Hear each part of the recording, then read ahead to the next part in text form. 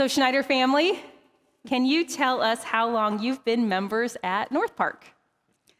So I joined the church in 2012, quite honestly, because Lily was 7 months old and needed to get baptized. Nice.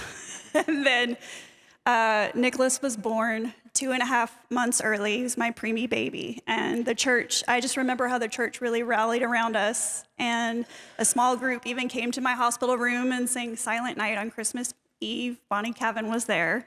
Oh. And they prayed for me and my sick baby. And I just really remember how the church supported us and welcomed us in.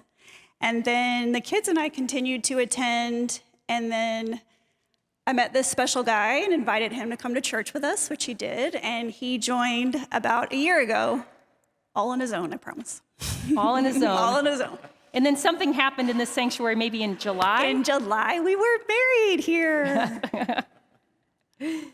So giving with a generous heart looks different for different people, and it even looks different for us at different times in our lives, as I know you are well aware. So, Kristen, you work, you're busy with 2 kids, and you still find time to volunteer with Cancer Pillow Ministry. Can you tell us a little bit about what that ministry means to you? Why it keeps bringing you back month after month?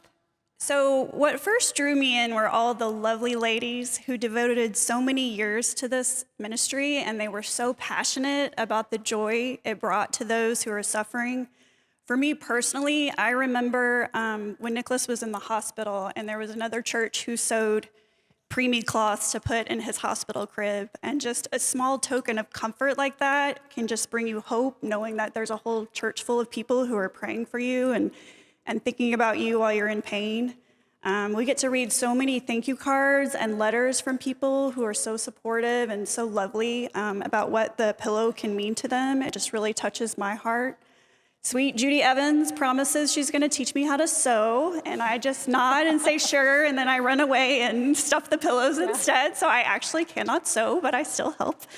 And then I really love spending time with these ladies. It's a great group.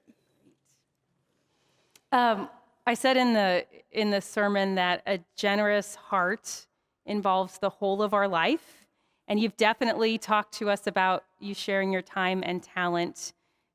Jim, can you share with us about why it's important for your household to give to God through NorthPark? Yeah, I can do that. So being a new dad here for the past few months, making it official, I've learned the best way to respond to a how or why question is not simply because. It doesn't work well. So instead, I try to relate to something that is understanding, and I can metaphor. So Nicholas and I talk a lot about cars, and I would say that NorthPark has some amazing automobiles.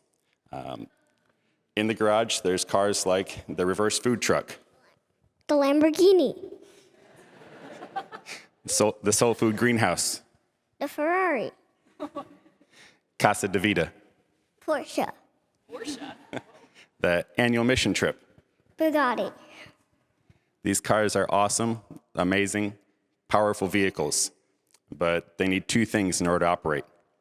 They need a driver, and they need gas. It's time to hit the pump. That was such a great dad speech. Oh my gosh. Wow. I understand that your family has an invitation to the congregation. Sure. Let's put our generous hearts into action. We are grateful to be a part of this family of faith and invite you to join us in supporting the work God is doing right here. Today's offering, along with pledge cards, will be collected at the front of the sanctuary. You can walk up the center aisle and return by the side aisles. We will sing the hymn in the bulletin while we bring up our offerings. Ushers will be walking in the pews in case you prefer to give while seated. The paper heart you bring forward can represent a pledge you have already submitted. The paper heart can also represent all you bring to God. Today's offering, along with our pledges for 2023, will now be received. Great job. Thank you.